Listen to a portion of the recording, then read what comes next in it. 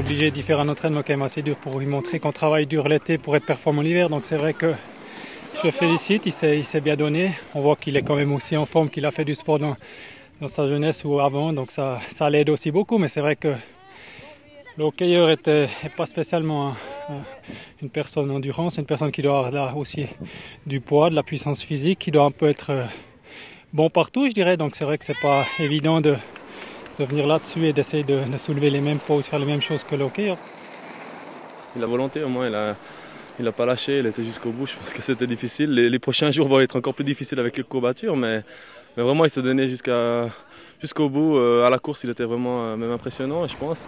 Et on voit dans les disciplines un peu plus spécifiques au hockey, c'est difficile si on n'a pas l'entraînement.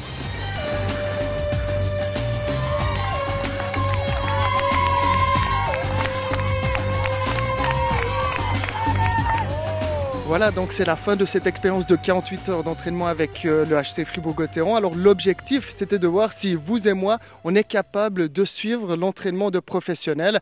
Alors constatation évidente, c'est difficile, très difficile même. J'ai vraiment les jambes très lourdes après ces 2 jours.